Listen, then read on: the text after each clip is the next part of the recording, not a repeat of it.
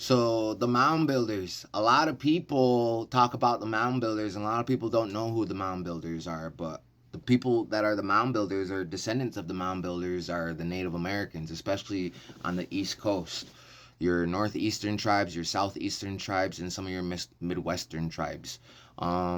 Most of the mounds are along the Mississippi, going all the way up to ending at the Allegheny River here in upstate New York. In a lot of these mounds, you find giant remains, but we're not talking about that today. We're talking about star forts and how these giant mound builder tribes, right? The Susquehanna and Iroquoian speaking people, some of my people, right, helped the colonizers build these star forts on top of these sacred sites. Now, these star forts are military forts. These were some of the first forts buildings to be put up over here. So the colonizers and the conquistadors and the first explorers would have a place to, rest their head in the new world, because there's a lot of wild Indian savages and all that running around collecting scalps, fucking badass warriors, right? Tatted up chiefs, right? But anyway, the Susquehanna were known for their complex building structures, and they were giant. So Honondagayas is what my people call George Washington and his family, his great grandfather to his father to him, Honondagayas, and it means town destroyer. They befriended the Indians and they did the Indians dirty, but they wiped out the last of the Susquehanna, and the Iroquoian tribes were mercenaries. We're some of the most toughest warriors, on the North American continent, actually. So you had Iroquoian warriors going after Iroquoian warriors. You had these complex Tartarian style buildings being put up by these skywalkers, these first early skywalkers, which a skywalker is a Iroquoian ironworker or roofer, and they build these Tartarian style buildings, all the skyscrapers. We were building long house, 3-story, quarter-mile long longhouses in ancient times. So our people didn't live in teepees or dung huts. We lived in cities. We had gated communities and all that. And then these forts where our ancestors, these mounds where our ancestors would build or have these ceremonies and these rituals at.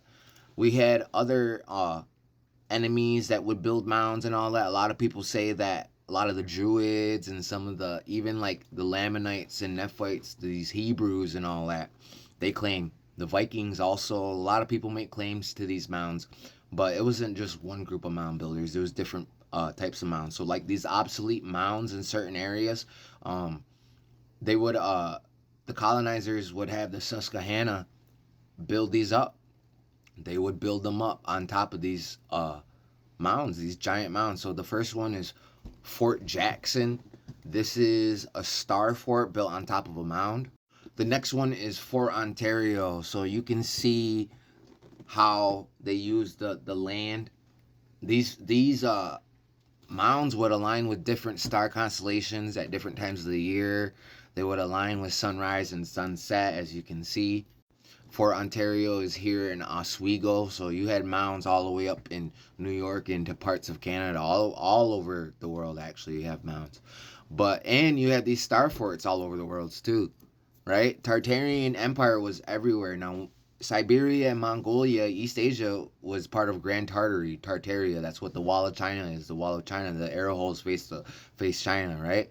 People say Native Americans came from Siberia and Mongolia. Well, Native Americans aren't majority Siberian or East Asian or Mongolian. That's only 1 or 2%. But that place used to be called Tartarian, so you can start calling us Tartarians. But yep, this is Oswego, Ontario, Iroquoian language. Now, this one is Fort Wayne. Obviously, you can see it was built on top of a mound. Now, think of like Cahokia. You see how big Cahokia is? It's like one of the biggest mounds here in America. And now imagine the colonizers. That would be a good advantage point for us to look down and shoot, right? And build a base up there. So they did that. And they would have mercenaries, Indians, traders. You had Indians that would kill for the white man as long as they paid the right, amount of money. That's what I mean. My people were like badass fucking killers, yo. Merciless Indian savages. But you could also hire a Susquehanna, an early Skywalker, to come help you build a star fort on top of these mounds, actually.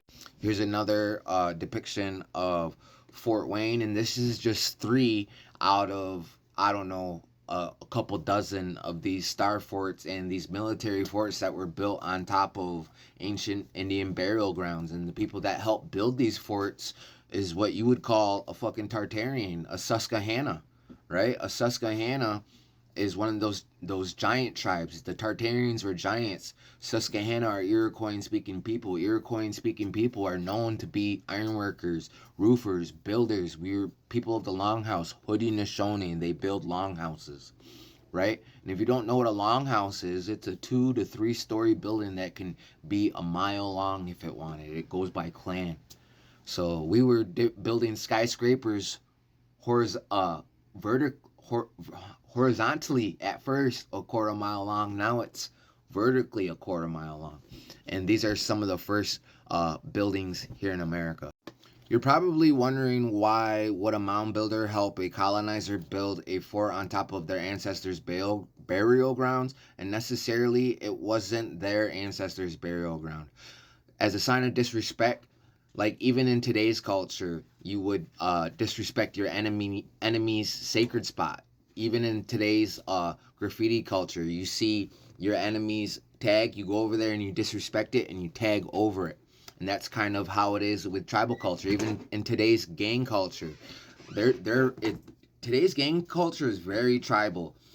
The ranking structure, getting jumped in, that's the gauntlet. Mohawks, Iroquoian warriors would make in order to war with us and be on the warpath with us, you would have to get jumped by us. You'd have to get jumped in. You'd have to run the gauntlet. You'd have to get beaten by war clubs and be able to hang with us, right? Chiefs, right? Fighting over territories. That's all tribal. So that's the reason why a mound builder would help. And a builder, just a person that builds buildings, a Skywalker, right? Would help. Some of the first ones would help the colonizers build these huge, magnificent star forts on top of these giant mounds. And these were probably their enemies' mounds to show a sign of disrespect. And they probably had the intentions of taking over the colonizers' fort and saying, all right, well, we're going to help you build this, but, once it's done, we're going to get rid of y'all. That was probably their true intent.